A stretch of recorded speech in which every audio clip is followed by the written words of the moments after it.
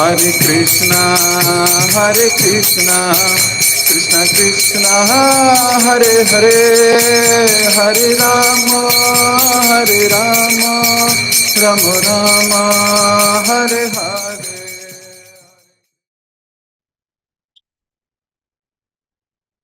जय जय श्री चैतन्य, जय हो नित्यानंदा, जय अद्वैत चंद्र, जय गौर भक्त वृंदा। जय जय श्री चैतन्य, जय हो नित्यानंदा, जय अद्वैत चंद्र, जय गौर भक्त वृंदा। जय जय श्री चैतन्य, जय हो नित्यानंदा, जय अद्वैत चंद्र, जय गौर भक्त वृंदा। हरे कृष्ण। आप सभी भक्तों का बहुत बहुत हार्दिक स्वागत। श्री चैतन्य भागवत महाप्रभु की और महाप्रभु के पार्षदों के जीवन की गाथा।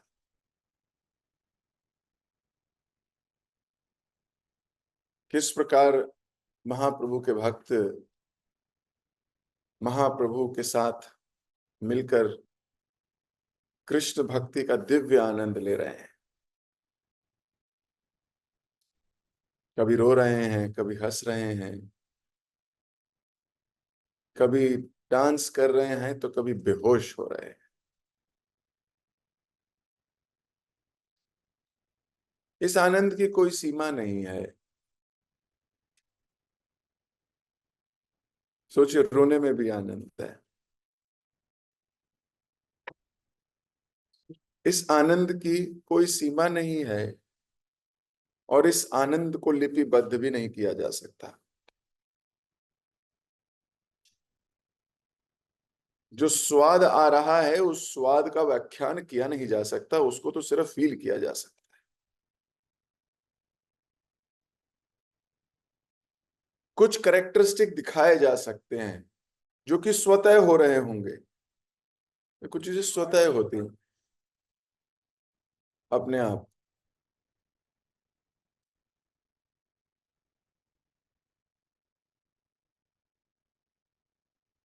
जिस प्रकार एक लड़का किसी लड़की को प्रेम करता है, मान लो इस भौतिक जगत में, वो जो महसूस करता है या जो लड़की जो महसूस करती है, वो जो महसूस कर रहा है उसको व्याख्यान कैसे किया जाए। हाँ, कुछ कुछ चीजें लिखी जा सकती हैं। हर वक्त चित्त देखने का करता है, हर वक्त चित्त मिलने का करता है, हर वक्त कुछ कुछ लिखा जा सकता है। बहुत आनंद आता है, कुछ भी करने को तैयार हो जाता है, इत्यादि इत्यादि। लेकिन वो लिखा जा सकता है, उसको महसूस तो वही कर सकता है। सच्ची बात है। इसी प्रकार ये तो भौतिक प्रेम है, जो कि प्रेम है ही नहीं, ये तो लस्ट है। या भौतिक है तो टेम्पररी है। इसलिए आध्यात्मिक प्रेम टेम्पररी नहीं होता, वो तो आदि काल से आदि काल तक चलता है। इसीलिए तो आध्यात्मिक है। कोई भी आध्यात्मिक चीज टेम्पररी नहीं होती। तो इसी प्रकार आध्यात्मिक प्रेम को लिपिबद्ध करना बड़ा मुश्किल है। इसे तो महसूस किया जा सकता है। हाँ, जो महसूस करके जिसने बताया, लिखा, उसको एक्ट किया जा सकता है, लेकिन वो आर्टिफिशियली रहेगा। महाप्रभु के भक्त कैसे ऐसे कर पा रहे हैं? Because they are genuine. They are genuine. रोने में भी आनंद, इट इज जेन्युइन।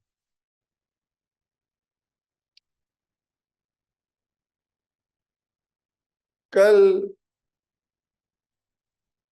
सची माता के सामने महाप्रभु बैठे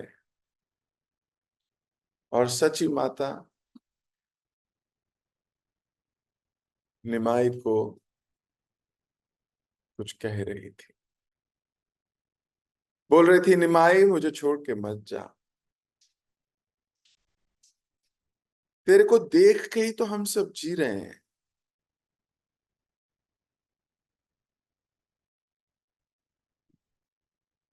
हमें भी सोचना चाहिए हम किसके लिए जी रहे हैं। अब जैसे ये थॉट आया किसके लिए जी रहे हैं, अगर आपका कोई भौतिक रिश्ता, भौतिक संबंध आ गया है सामने, तो समझ लीजिए मरेंगे भी उसी के लिए। आप किस लिए जी रहे हो? मैं अपने बेटे के लिए जी रही हूँ, मैं अपनी माँ के लिए जी रहा हूँ, मैं अपनी बीवी के लिए जी रहा हूँ, मैं अपने बच्चों के लिए जी रहा हूँ, मैं अपने लिए जी रहा हूँ। मैं, अगर ये सब चीजें दिमाग में आ रही हैं, purpose of life is me only, purpose of life is to give pleasure to me, myself, तो फिर आप दोबारा इसी संसार में आते रहोगे, क्योंकि आपका उद्देश्य इस संसार में भोगने का है। तो भगवान कहते हैं कि जो तेरी इच्छा है कर ले। जब तक ये भोगने की इच्छा पूरी तरह शून्य नहीं हो जाएगी, तुम्हें वीजा नहीं सैंक्शन करेंगे गोलोक का।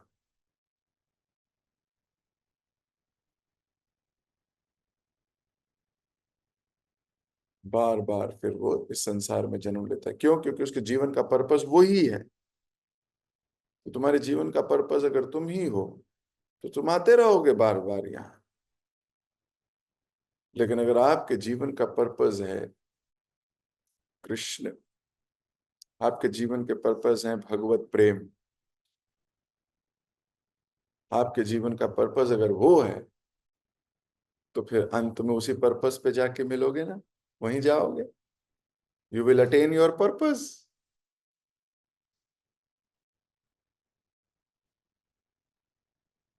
तो इसलिए पूरी जिंदगी हमने क्या पर्पसफुली जिया है, इस पे विचार करने की जरूरत है।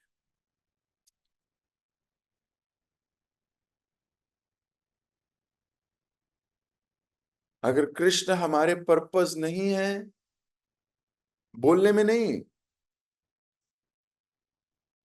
बोलने में तो कृष्ण हमारे पर्पस है, पूछो किसी से सब बताएंगे। बोलने में नहीं, आपके जीवन के एक्टिविटीज बताएंगे।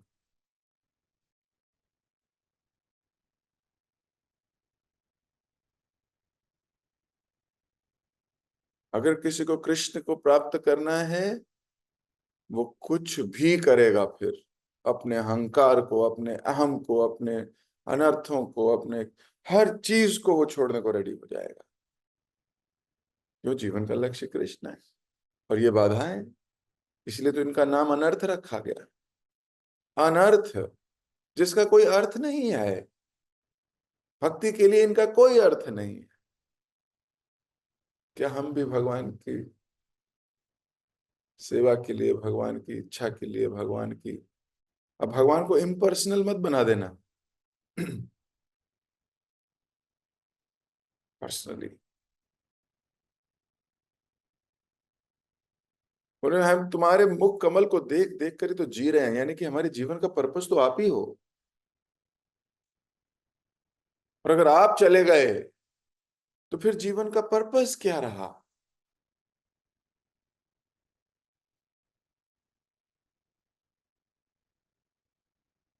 हमारे धर्म धर्म के प्रचार के लिए अवतरित हुआ है। कौन सा धर्म निभाएगा?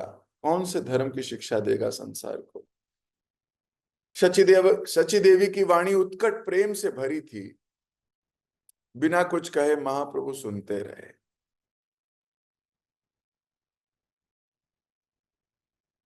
एकदम सुन रहे हैं, कुछ नहीं कह रहे। वर्षों पहले तेरा भाई चला गया था, और फिर तेरे पिता वैकुंठ को प्राप्त हो गए। अब बस तू ही है जिसे देखकर मेरा दुख थोड़ा कम हो जाता है।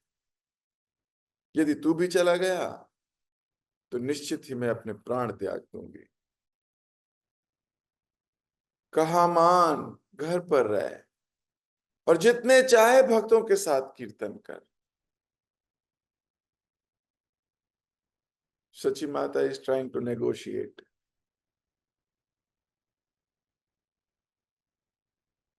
नेगोशिएट कर रही है सची माता।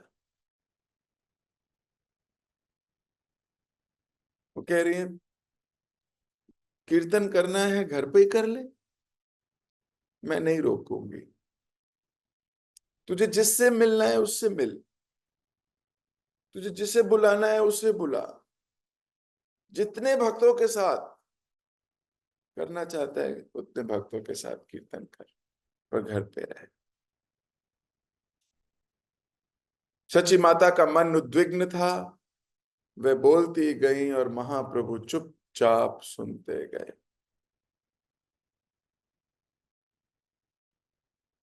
अपनी माता की पीड़ित अवस्था को देखकर अंततः महाप्रभु ने सांत्वना देते हुए बोले, मां, मेरी बात सुनो। जन्म जन्मांतर से मैं तुम्हारा पुत्र हूं। जब तुम प्रश्नी थी तब मैं तुम्हारा पुत्र प्रश्नी गर्भ बना। जब तुम अदिति थी तो मैं तुम्हारा पुत्र वामन बना। जब तुम देवहूति थी तब मैं कपिल बना। जब तुम कौशल्या थी तब मैं तुम्हारा राम बना। जब तुम देवकी थी और कंस ने तुम्हें बंदी बनाया था, उस समय मैं तुम्हारा पुत्र कृष्ण बना। मेरे इस अवतार में तुम दो अन्य रूपों में मेरी मां हो।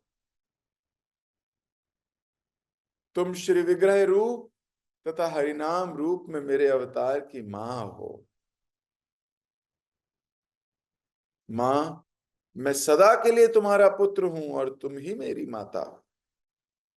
सत्य कहूं तो मैं कभी तुम्हें छोड़ नहीं सकता। आज मैंने ये रहस्य तुम्हारे समक्ष उजागर किया है, अब कृपया शोक त्याग दो। माता का शोक दूर कर रहे हैं कि मैं तुम्हें कभी नहीं छोड़ सकता, आप तो जन्म जन्मांतर से मेरी मां हो। कलयुग में भगवान का जो अवतार है वो हरिनाम के रूप में हुआ है, और श्री विग्रह यहां बता दिया भगवान ने, श्री विग्रह के रूप में और हरिनाम के रूप में। इसलिए हम बोलते हैं हरिनाम प्रभु।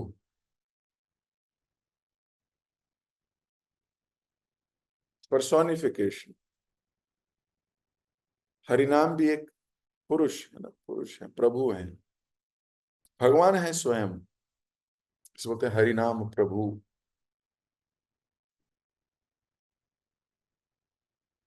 भक्त हरिनाम में और हरि में कोई अंतर नहीं देखता। जो देखता है वो भक्त नहीं है। भगवान के विग्रहों में और भगवान के नाम में कोई अंतर नहीं है, कोई अंतर नहीं है।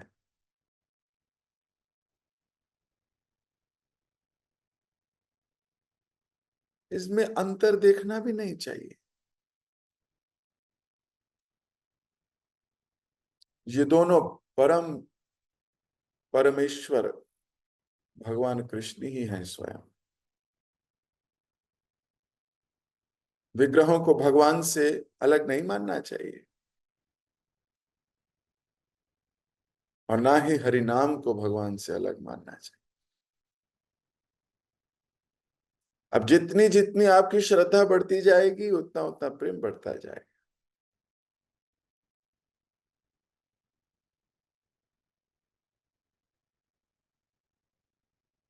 तो मां को सांत्वना दे रहे हैं कि मां, तुम क्यों सोचती हो कि मैं तुम्हें छोड़ के चला जाऊंगा? तुम तो जन्म जन्मांतर से मेरे साथ चली आ रही हो, कैसे छोड़ सकता हूं? तो मां को थोड़ी सांत्वना मिली।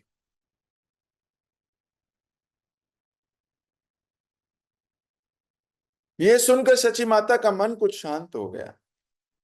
जिस दिन महाप्रभु ने सन्यास लेने का निश्चय किया था उस दिन उन्होंने नित्यानंद प्रभु को एकांत में बुलाया और कहा, प्रिय नित्यानंद गोसाई, मैं ये गुप्त बात तुम्हारे अतिरिक्त केवल 5 लोगों को बताऊंगा। कल मकर संक्रांति है, सूर्य उत्तरायण होने जा रहा है। इस शुभ दिन मैं सन्यास स्वीकार करूंगा। इंद्राणी के निकट कटवा गांव में एक महान सन्यासी केशव भारती रहते हैं। मैंने उनसे सन्यास लेने का निश्चय किया है। तुम 5 लोगों को इसकी जानकारी दे दो, मेरी मां गदाधर, ब्रह्मानंद, चंद्रशेखर आचार्य और मुकुंद।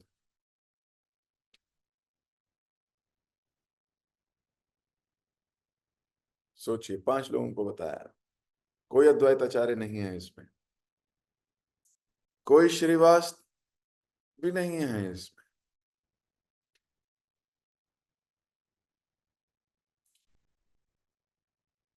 उनको पता ही नहीं है क्या होने वाला है।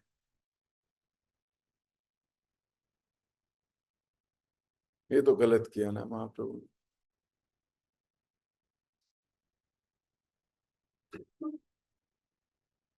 जैसे हमारे मन में विचार आता है ये गलत किया, वैसे ही हम एक स्टेप नीचे आ गए, क्योंकि हमने सोच लिया कि आवर बुद्धि इज मोर इम्पोर्टेंट देन महाप्रभु's बुद्धि। अरे वो क्या रस आस्वादन करना चाहते हैं ये तो वो ही जाने।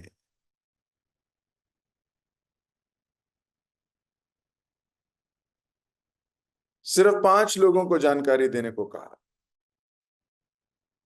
नित्यानंद प्रभु एक आदर्श शिष्य की तरह एक एक करके इन सब के पास गए और महाप्रभु के गुहितम निर्णय की जानकारी दे दी।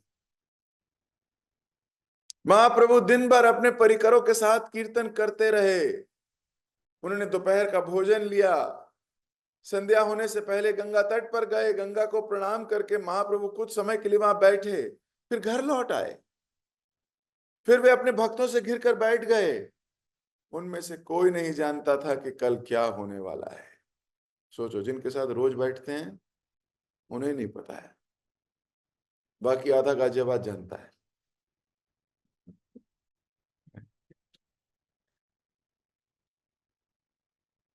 जिनके साथ रोज बैठते हैं, परीक्षाएं बहुत होती हैं भक्ति में।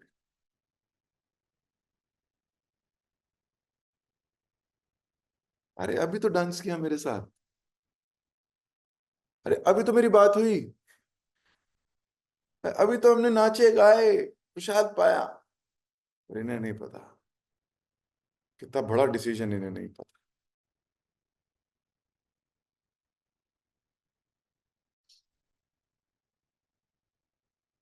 How deep love it is. He is free. We don't try to bind our superiors. We don't try to bind them.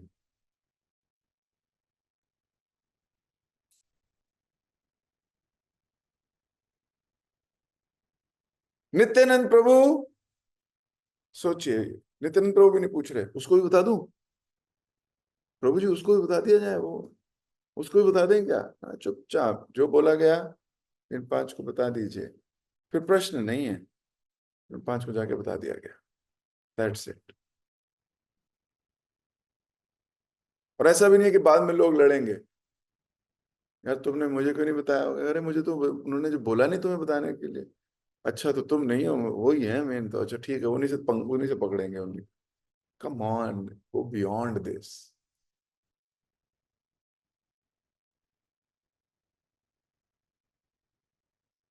अब महाप्रभु वहीं बैठ के प्रसाद पा रहे हैं, लेकिन कोई नहीं जानता कि कल क्या होने वाला है। उस दिन महाप्रभु से मिलने आने वाले प्रत्येक भक्त उनके लिए कोई उपहार ला रहा था। अब कोई ना कुछ लेके आते हैं, कुछ। ये महाप्रभु का परम आकर्षक शक्ति ही थी कि चारों दिशाओं में भक्तों की बाढ़ उनकी ओर बह रही थी। अब उस दिन कुछ अलग ही था।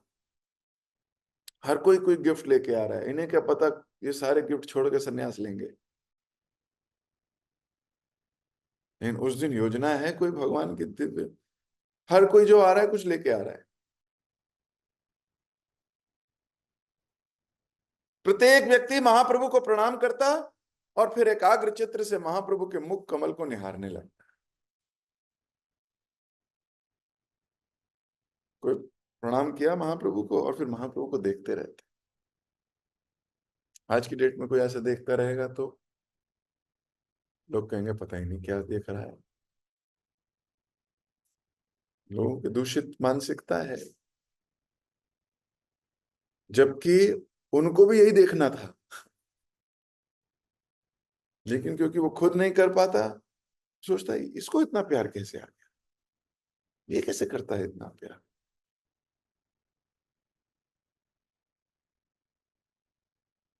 जब मंदिर जाते हैं या श्री विग्रहों के सामने खड़े हो, थोड़ी देर भगवान को निहारने में बहुत मजा आता है। इसलिए नहीं करते क्योंकि दुनिया कर रही है, वो कर रहा है, अच्छा वो कर रहा है तो उसको लोग कहते हैं देख कितना अच्छे से भगवान को देख, मैं भी करूंगा, तो प्रतिस्पर्धा हो गई। नहीं नहीं, जेन्युइन अट्रैक्शन, आर्टिफिशियली नहीं कि वहां जाके खड़े होना है ऐसे करके और थोड़ी देर देखते रहना है ताकि सबको दिखे कि देखो मैं कितना अच्छे से देखता हूं। ये भाव नहीं है।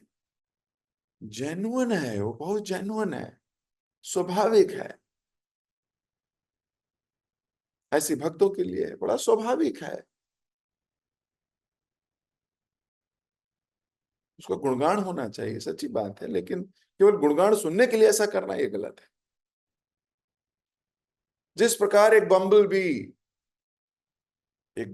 बी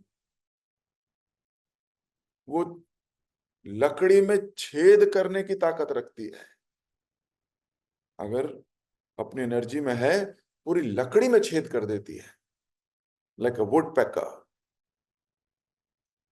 फाड़ करके निकल जाएगी लकड़ी की दीवार को भी। वही बम्बल बी जब कमल के फूल पे जाके बैठती है तो उसका रस आस्वादन करते करते इतनी मदहोश हो जाती है कि वो कमल की पंखुड़ियां जब बंद होती हैं वो उनको भेद नहीं पाती। लकड़ी की दीवार को छेद कर देती है लेकिन कमल की पंखुड़ी को छेद नहीं कर पाती, वहीं रह जाती है सदा सदा के लिए, वहीं खत्म हो जाती। स्वाभाविक अट्रैक्शन कृष्ण के प्रति इतना है, उस कमल के प्रति बहुत अट्रैक्शन है बम्बल बी का, उसी प्रकार भक्त का अट्रैक्शन भगवान के प्रति, फिर वो वहीं चिपक जाता है। लेकिन इसका अर्थ ये नहीं कि अब चिपके रहे वही, सेवा मिली है वो सेवा करनी चाहिए।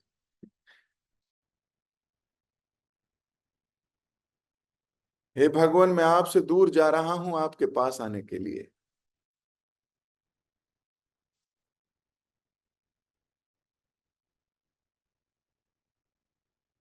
आपसे दूर जा रहा हूं आपके पास आने के लिए। वो हमारा नित्य धाम है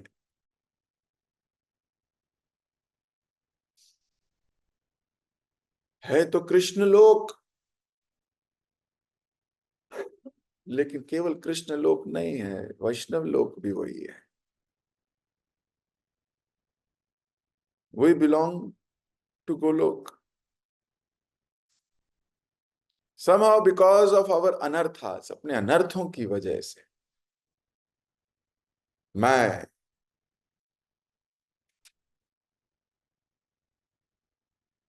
अपने अनर्थों की वजह से somehow और दी अदर इस संसार रूपी गटर में सड़ रहे हैं।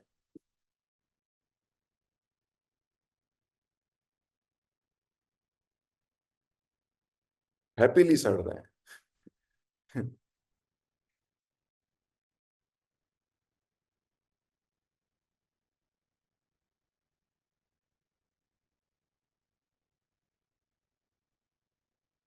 अब सब महाप्रभु के मुख कमल को निहारते रहते। महाप्रभु प्रत्येक अतिथि को अपने कंठ से पुष्प माला निकाल के पहनाते। अब जो आ रहा था वो माला भी पहनाता है और कुछ गिफ्ट दे रहा, माला उतार के फिर महाप्रभु ने पहना रहे थे और बोल रहे थे सदैव श्री कृष्ण के पवित्र नामों का कीर्तन करो, उनकी पूजा करो, उनका महिमा गान करो। सदैव। सदैव मतलब हर वक्त। श्री कृष्ण के अतिरिक्त अन्य किसी का चिंतन ना करो। उस वक्त वहां का परिवेश आपको पता है। भक्त तो है ही नहीं, सबके सब किसी कोई कोई देवी को मानता है, कोई किसी को कुछ, किसी को कोई किसी को। यदि तुम्हारे मन में मेरे प्रति कुछ भी प्रेम है तो खाते सोते जागते समय श्री कृष्ण के अतिरिक्त किसी का नाम उच्चारण ना करो। महाप्रभु बोल रहे हैं, अगर मुझसे थोड़ा सा भी प्रेम करते हो तो कृष्ण का नाम लो, और किसी का मत लो, नाम लो भगवान का।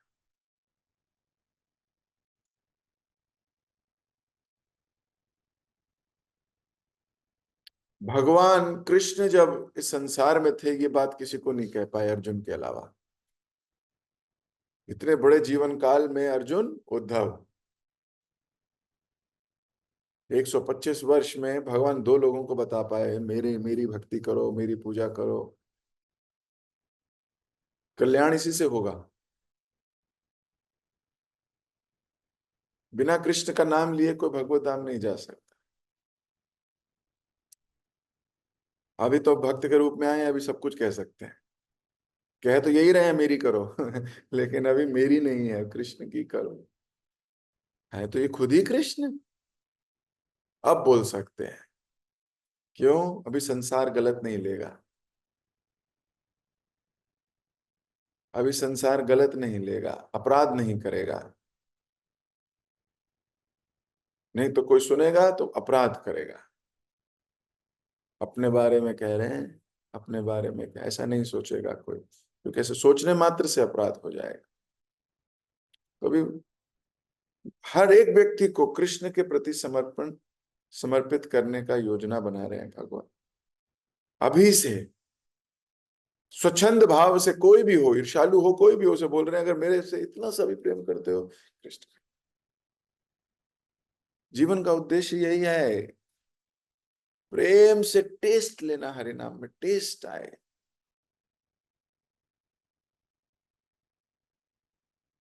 महाप्रभु रूप सनातन के थ्रू भगवत प्राप्ति का साधन देके गए हम सब। और तीन बहुत इंपॉर्टेंट चीजें देके गए। वैष्णव सेवा,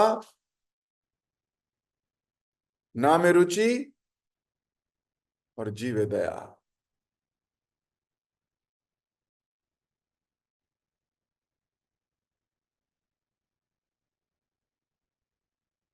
इन तीनों को बांध के रखना है।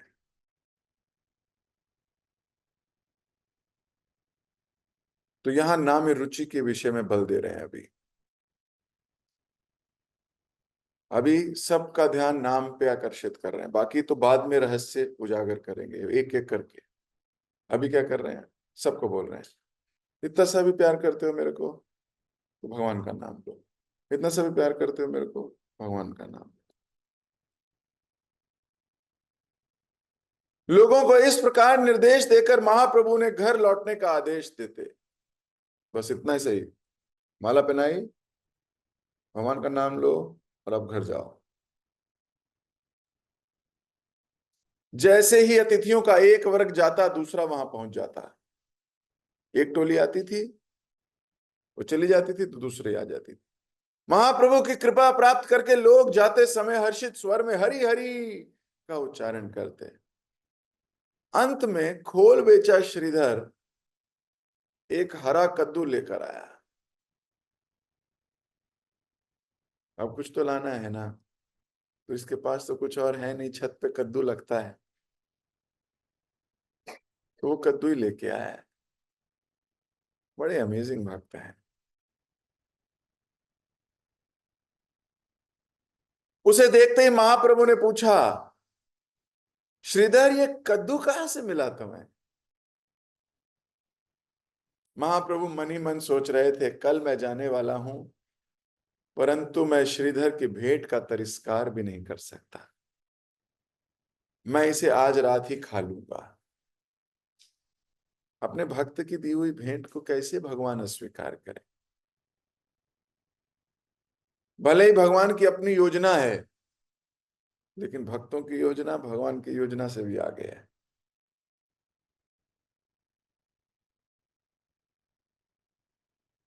भक्त की योजना में भगवान भी बंधते हैं।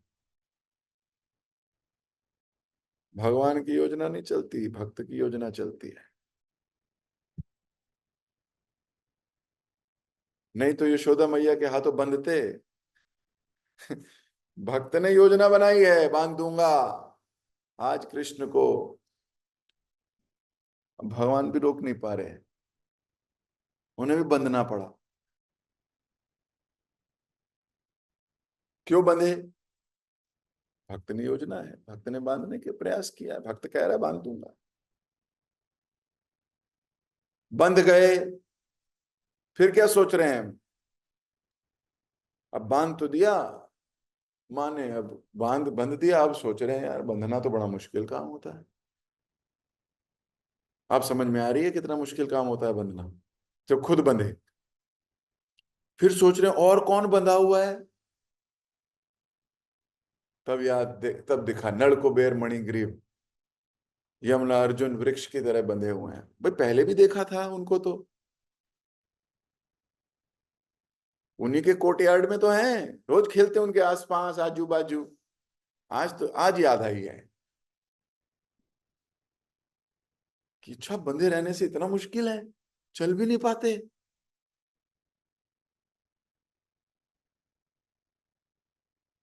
खुद बंधन में होते हुए भगवान ने उनको बंधन से मुक्त किया। कहने का तात्पर्य है कि कोई बंधा हुआ जीव भी आपको मुक्त कर सकता है, भले ही वो खुद बंधा हो। आपको मुक्त किया जा सकता है।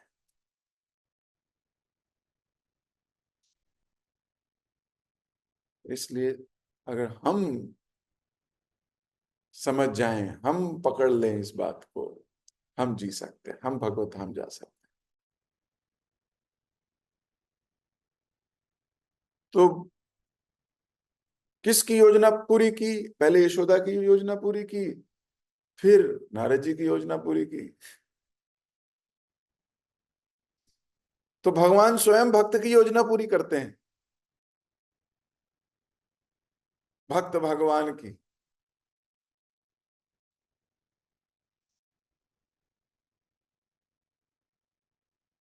तो महाप्रभु सोच रहे हैं ये लाया कद्दू मेरे लिए, ये कद्दू तो खाना पड़ेगा। भक्त की योजना है। महाप्रभु भक्त वत्सल नाम से विख्यात हैं, क्योंकि वे सदैव अपने भक्तों को प्रसन्न करना चाहते हैं। महाप्रभु ने अपनी माता से उस कद्दू का कोई व्यंजन बनाने के लिए कहा, और उसी क्षण एक व्यक्ति महाप्रभु के लिए दूध लेकर आ गया। अत्यंत प्रसन्न होकर महाप्रभु ने कहा, वाह देखो मां, तुम दूध और कद्दू की खीर बना सकती हो। सची माता अत्यंत संतुष्ट दिख रही थी। वह तुरंत रसोई में चली गई। देर रात तक महाप्रभु भक्तों के साथ बैठे रहे। अब ये भक्तों के साथ बैठना इतना आनंददायक है, बैठ के चर्चा करते रहो, समय का भान नहीं होता। तो इतना समय होना चाहिए भक्तों के पास। I am busy, I am busy, I am busy, नहीं। इतना समय होना चाहिए कि बैठ के घंटों चर्चा करो। नहीं है तो समय निकालने का प्रयास करना चाहिए, योजना बनाइए कि हमारे पास बहुत खाली समय होना चाहिए भगवान की चर्चा करने के लिए। We should have time to discuss, think, sit together, enjoy this Krishna consciousness.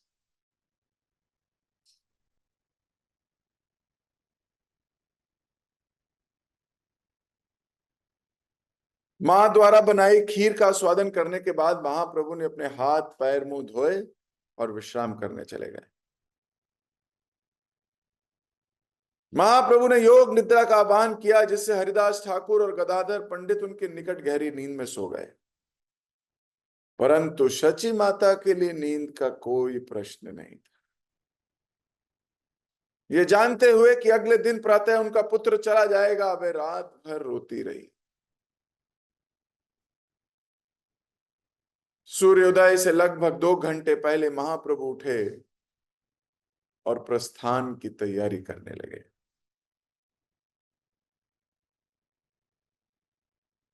Haridas और गदाधर भी उठ गए।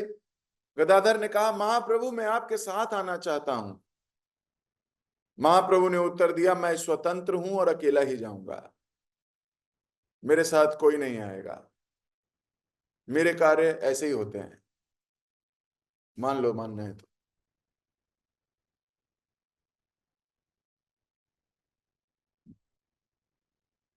लिख रहे हैं, हाँ, वृंदावन दास ठाकुर बोल रहे हैं, मेरे कार्य ऐसे ही होते हैं। हमें अपने स्वामी के मूड के अकॉर्डिंग ढलना है, ऐसा नहीं कि स्वामी हमारे मूड के अकॉर्डिंग ढले। ये स्वतंत्र। हम नहीं कह सकते भगवान ऐसा क्यों किया आपने कि नाम लेते लेते भगवत धाम जाना है। आपको क्या करना चाहिए था पता है? सोते सोते भगवत धाम जाओ, ये ज्यादा बढ़िया प्रोसेस होता। जितना सोओगे उतना कृष्ण प्राप्ति होगी, ऐसा प्रोसेस बनाना चाहिए था भगवान आप। या आपने नाम लो सुबह उठ के ब्रह्म मुहूर्त में, अरे दिन में सोने पे आपको 100 माला का फल मिलेगा, ऐसा ऐसा प्रोसेस बनाना चाहिए था। नहीं, हमें उनके अकॉर्डिंग ढलना है, हमें भगवत गीता भागवतम के अकॉर्डिंग ढलना है। महाप्रभु बोल रहे हैं, आई एम गोइंग। अपने पुत्र के भावी प्रस्थान को जानकर सची माता द्वार पर ही बैठ गई। महाप्रभु उनके निकट आए और उनका हाथ पकड़कर बैठ गए। अपनी माता को सांत्वना देने का प्रयास करते हुए उन्होंने कहा, तुमने मुझे पाला पोसा, अनेक प्रकार से मेरी देखभाल की, मुझे शिक्षा दी। तुमने कभी अपने सुख की चिंता नहीं की और सदैव मुझे सर्वश्रेष्ठ वस्तुएं देने का प्रयास किया। प्रतिक्षण तुमने मुझे असीमित प्रेम और स्नेह दिया है। करोड़ों जन्मों में भी मैं तुम्हारा ऋण नहीं चुका सकता। मां, प्रत्येक प्राणी परमेश्वर द्वारा नियंत्रित है, कोई भी उससे स्वतंत्र नहीं। उन्हीं के प्रभाव से लोग मिलते हैं और बिछुड़ जाते हैं। भले उनकी इच्छा को कौन समझ पाया है, चिंता ना करो। तुम्हारी देखभाल मेरा दायित्व है और मैं सदैव तुम्हारा ध्यान रखूंगा। सची माता चुपचाप रोते हुए सब सुनती रही। दृढ़ निश्चय करके उन्होंने स्वयं को धरती माता के समान धीर और सहनशील बनाने का विचार किया। श्री गौर सुंदर ने उनकी चरण धूलि अपने माथे पर लगाई, उनकी प्रदक्षिणा की और बिना पीछे देखे निकल पड़े।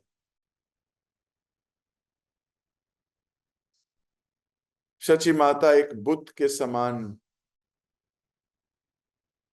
जड़ बैठी रही।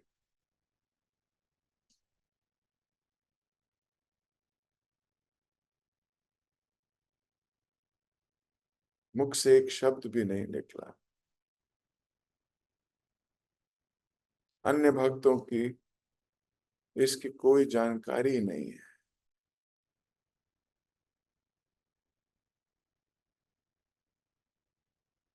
प्रातःकालीन स्नान, पूजा पाठ आदि से निवृत्त होकर वे महाप्रभु को प्रणाम करने उनके घर पहुंचे। वहां महाप्रभु के स्थान पर उन्होंने सची माता को द्वार पर बैठा पाया।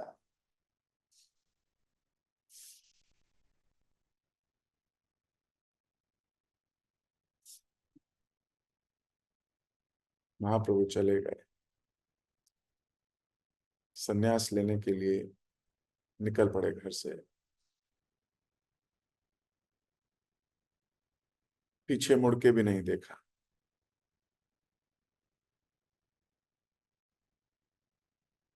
सबसे पहले श्रीवास पंडित ने पूछताछ की, आई तुम यहां क्यों बैठी हो?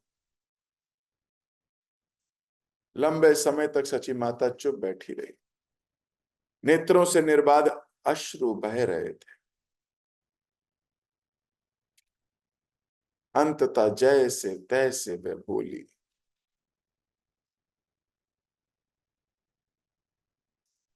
पुत्रों ध्यान पूर्वक मेरी बात सुनो। शास्त्रों में कहा गया है कि भगवान की संपत्ति पर उनके भक्तों का पूरा अधिकार होता है। इसलिए मेरे पुत्र की जो भी संपत्ति थी वह अब तुम्हारी है। निमाई मुझे छोड़कर चला गया है।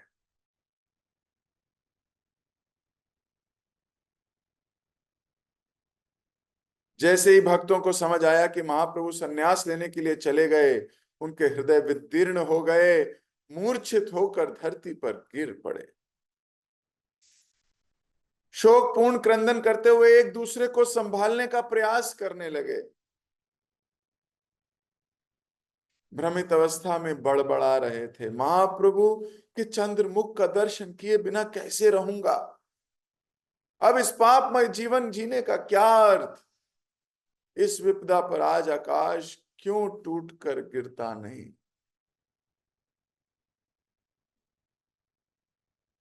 जिनको प्रेम है वो अपने को रोक नहीं पा रहे।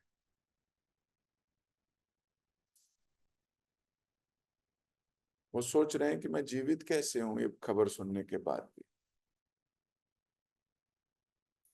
सोचिए जिनका नित्य इतना संग किया हो वो चले जाएं छोड़कर, उस दिन क्या होगा?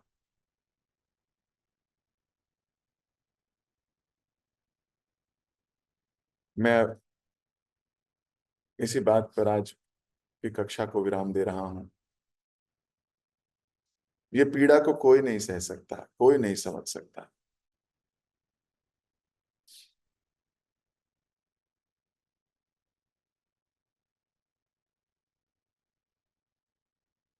कोई भी नहीं, जब तक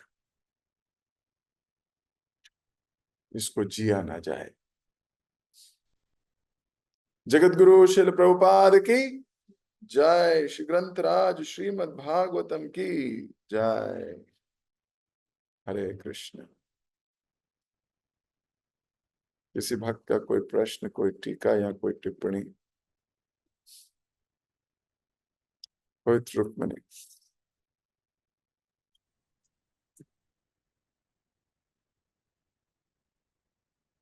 हरे आपकी कृष्णा प्रभु। हरे कृष्णा प्रभु जी, धन्यवाद, प्रणाम। Such an emotional class.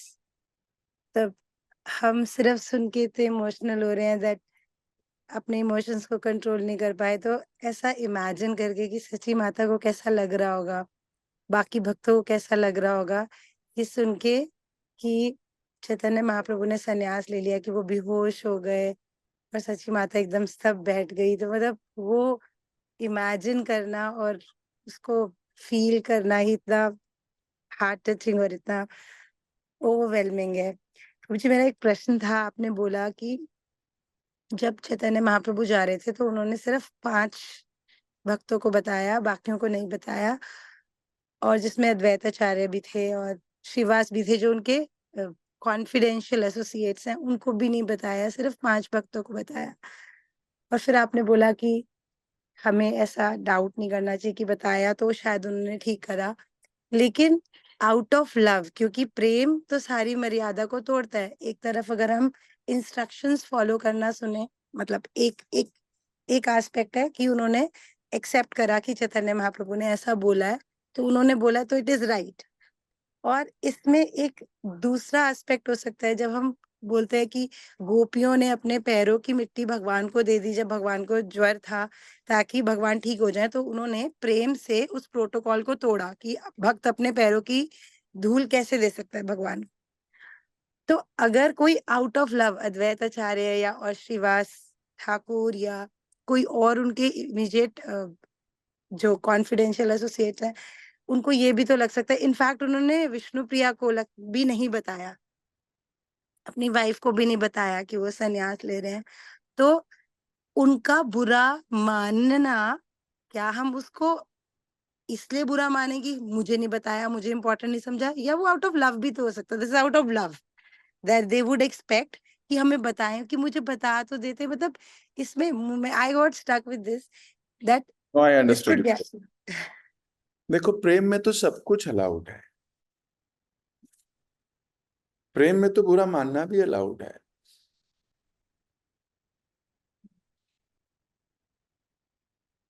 प्रेम में तो सब अलाउड है, लेकिन वो प्रेम होना चाहिए। It is allowed. क्यों नहीं माने? मानना है, मान सकते हो। देखो, पर वो भगवान है कि नहीं? जब व्यक्ति प्रेम करता है तो कुछ भी करता है। वो कितना भी लड़ लेगा, कितना भी कर लेगा, लेकिन उनका कभी गलत नहीं सोचेगा। हमेशा उनके प्रति बड़ा प्रेम भाव रहेगा, और उसका ये भाव कुछ ही क्षण में उड़ भी जाएगा। कुछ ही क्षण में। अद्वैत आचार्य श्रीवास को जब पता लगेगा, अभी आप आगे पढ़ोगे, वो उड़ भी जाएगा। एक सेकंड के लिए लगा, अरे हटाओ, महाप्रभु इज मोर इंपॉर्टेंट देन माई भाव। उड़ भी जाएगा। वो अपने, वो बांध नहीं लेगा अपने आप को ही उस बात से, और वो वहीं अटक गया। ऐसा नहीं होगा। ये प्रेम का लक्षण नहीं है। प्रेम का लक्षण क्या है? खुद कष्ट लेना। तो कष्ट तो हुआ होगा भाई। ऐसा सोचा होगा, महाप्रभु ने मुझे बताया ही नहीं ऐसा करने से पहले। ये पहला थॉट आया। दूसरा थॉट आया होगा, अरे वो महाप्रभु है, उन्होंने नहीं बताया तो कुछ सोचा ही होगा। मैं भागूंगा उनसे मिलने के लिए, मैं जाऊंगा। ये दूसरा थॉट आया हो। समझ में आया? सो फर्स्ट थॉट हो सकता है प्रेमवश आए, लेकिन उसके बाद करते क्या हो? That is the point. अगर आपने उसके बाद वाला प्रोसेस नहीं किया, पहले प्रोसेस में अगर अटक गए, फिर आपका पहला वाला पॉइंट सिद्ध हो जाएगा कि इंपॉर्टेंस चाहिए। लेकिन वही बात है प्रभु जी, बुद्धि और मन का जो 14 इंच का डिस्टेंस है, तो बड़ा मन करता रहेगा ना बहुत देर तक लड़ने का, कि क्यों नहीं बताया, क्यों नहीं बताया। Then finally of course in the due course of time तो वो एक्सेप्ट कर लेंगे, लेकिन उस लड़ने को भी तो वो आउट ऑफ इमोशन हो गए, आउट ये ऑफ तो है इम्पोर्टेंस। ही। आप सुनो, अब चलो, आपने गोपियों की बात की तो अब एक और बात सुनो। क्लास लंबी हो जाए, मुझे दोष ना देना जग वालों। गोपियों ने गीत गाया, ना खलु गोपिका नंदनो भवान। है ना? आपने सुना है गोपी गीत में, ना खलु गोपिका नंदनो भवान। गोपियां क्या कह रही हैं, इसका अर्थ पढ़ोगे तो गोपियां लिख रही हैं कि आप परमेश्वर हैं, परमात्मा हैं, आप सबके हृदय में स्थित भगवान हैं। आप यशोदा के पुत्र नहीं हैं। ना खलु गोपिका, आप गोपी के पुत्र नहीं हैं। नंदनो भवान, आप स्वयं पुरुषोत्तम भगवान हैं। अब ये इसका तात्पर्य है, आप पढ़ोगे भागवतम, ये लिखा है, जबकि ये इसका मतलब नहीं है। कृष्ण तुल्य भागवतम विभु सर्वाश्रय, प्रति श्लोक के प्रति अक्षर नाना अर्थ होय। अर्थ अलग है, इसमें सरकाजम है। गोपियां भर्त्सना कर रही हैं कृष्ण की, लेकिन उस भर्त्सना के पीछे प्रेम है। कैसे? सुनिए अब जरा 1-2 मिनट। गोपियां कह रही हैं, आप यशोदा के पुत्र नहीं हो सकते। क्यों ऐसा? प्रभुपाद जी परपट में लिखते हैं, जनरली जनरली जो बेटा होता है उसका स्वभाव मां से मिलता है, और जो बेटियां होती हैं उनका स्वभाव पिता से मिलता है, जनरली। अब अपने अपने ऊपर मत लेना, जनरल है, इसके एक्सेप्शंस भी होते हैं। रूपा जी लिख रहे हैं कि स्वभाव में बेटा अगर होगा तो वो माँ का स्वभाव लेता है वो। हम्म। तो आप तो यशोदा के पुत्र हो नहीं। क्यों? यशोदा का स्वभाव है, किसी को हल्का सा कष्ट में देखती है तो उसके घर पहुंच के हेल्प करने लगती है। यशोदा का स्वभाव है, वो हर एक की मदद करती है। वो दुखी हो जाती है दूसरों के दुख से। तुम यशोदा के पुत्र नहीं हो, तुम तो हमारे दुख में मजे ले रहे हो। तुम तो हमें छोड़ के चले गए। तुम यशोदा के पुत्र नहीं हो सकते। दूसरा, वैसे जैसे परमात्मा मजे लेते हैं हृदय में बैठ के, सबके करते कुछ नहीं। देख रहे हैं भक्त पीड़ा में है, देख रहे हैं हमारी बहुत टेंशन में है हम, पर कर नहीं रहे कुछ भी परमात्मा। वैसे तुम हो, तुम सच्ची में परमात्मा ही हो। तुम यशोदा के पुत्र हो नहीं सकते, तुम परमात्मा ही हो। तो क्या कर रही हैं? एक्चुअली में भर्त्सना कर रही हैं कृष्ण की। लेकिन उस भर्त्सना के पीछे भगवान की स्तुति है। कृष्ण को देख लेंगी ना, सारी गुस्सा पुस्सा सब निकल जाएगा। अभी तो लड़ रही हैं, क्यों चले गए हमें छोड़ के, ये से थोड़ी होता है, ऐसे करते हैं क्या, ये करते हैं, पीछे से जो मर्जी गाली दो। लेकिन फिर जब स्वामी सामने आ जाते हैं, फिर सब छोड़ के पीछे पीछे भागते हैं उनके। ये लक्षण है। तो अगर आपके मन में भाव आ रहा है, मान का, या आपके मन में भाव आ रहा है मुझे क्यों नहीं बताया, ऐसा क्यों नहीं हुआ, सही भाव है। लेकिन इसका असली भाव रिजल्ट कब आएगा? जब वो सामने आएंगे, तब आप क्या करते हो? वो सामने आए और आपका सब फिर पिघल जाओ, इसका मतलब बहुत प्रेम है। लेकिन अगर आप फिर बांध के रखो उसको, then it is not pure love. It is not pure love. It has some malignity. समझ में आ रहा है? तो गोपियां भर्त्सना कर रही हैं लेकिन प्रेम से।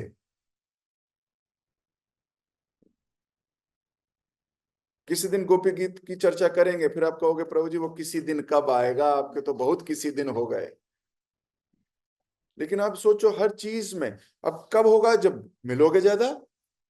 तो यही तो डिस्कशंस हैं, और हैं क्या भक्तों के पास करने को? पर हमारे पास समय नहीं है सुनने का। मेरे पास तो बहुत समय है कहने का। तो अगर हम विचार करें तो प्रेम से भी हो सकता है ये। प्रेम से भी आपको बुरा लग सकता है, अलाउड है। लेकिन वो सच्ची में प्रेम है कि नहीं, ये पता लगेगा जब वो सामने आएंगे। ठीक है। ओके। हरे कृष्ण। जगत गुरु शिल प्रभुपाद की जय।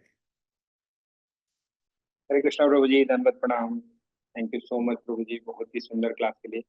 महाप्रभु निकल पड़े हैं संन्यास की ओर, और सारे भक्त को पीड़ा में छोड़ के, और विरह में हैं लोग अभी। तो आपने स्टार्टिंग में ये बताया था कि विरह में जब रोते हैं, वो जो आनंद होता है उसको वही खुद ही महसूस करता है, इसको लिपिबद्ध नहीं करा जा सकता है। इसमें आपने ये बताया था कि जो आध्यात्मिक प्रेम है वो टेम्पररी नहीं होता। तो आध्यात्मिक की कोई भी चीज टेम्पररी नहीं होता है। और आपने ये भी बताया कि हमें किस लिए जीना चाहिए, किसके लिए जीना चाहिए। तो इसमें अगर ये आंसर आता है कि हम जो संसारी लोग, संसारी वस्तु के लिए हम जी रहे हैं, तो हमें इस संसार में हमें बार बार आना पड़ेगा। तो हमें कृष्ण के लिए जीना चाहिए, यही हमारा एक ही पर्पज होना चाहिए। और आपने ये भी बताया हमें कि कलयुग में भगवान का दो रूप में अवतार लिए हैं, एक तो शिव विग्रह के रूप में, एक है हरिनाम के रूप में। तो भगवान और उनकी जो विग्रह में कोई अंतर नहीं है, और हरिनाम में और भगवान में भी कोई अंतर नहीं है। और आपने हमें ये भी बताया कि हमें भगवान को एकाग्र चित्त में निहारना चाहिए, सब कुछ भूल जाना चाहिए। जैसे आपने एग्जाम्पल लिया कि जो बम्बल भी है, उसको पता नहीं चलता है, वो कमल के ऊपर बैठता है और इतना चिपक जाता है, वो बंद भी हो जाता है, इसको पता ही नहीं चलता है। और आपने ये भी बताया कि सदैव हमें कृष्ण का नाम लेना चाहिए, इसके अतिरिक्त हमें कुछ लेना नहीं चाहिए। कुछ भी नहीं लेना चाहिए, सोचना भी नहीं चाहिए। और आपने ये बताया कि भक्त जब कुछ भेंट देते हैं तो भगवान उसको स्वीकार करते हैं, और भक्त की जो इच्छा भी होते है उसको भी पूरा करते हैं, तो इच्छा के लिए वो बंध भी जाते हैं। और लास्ट में आपने ये भी हमें बताया कि हमें अपने स्वामी के मूड के हिसाब से ढलना है, ना कि हम खुद की मूड के हिसाब से करना है। Thank you so much Prabhu जी, बहुत सुंदर क्लास के लिए। सभी भक्तों को भी धन्यवाद इतने प्रेम से श्रवण करने के लिए और इतना सुंदर प्रश्न लिखने के लिए। हम प्रभु जी का धन्यवाद करेंगे एक बार हरे कृष्ण महामंत्र। Hare Krishna Krishna Krishna Hare Hare, Hare Ram Hare Ram. Thank you so much Prabhu ji. Hare Krishna.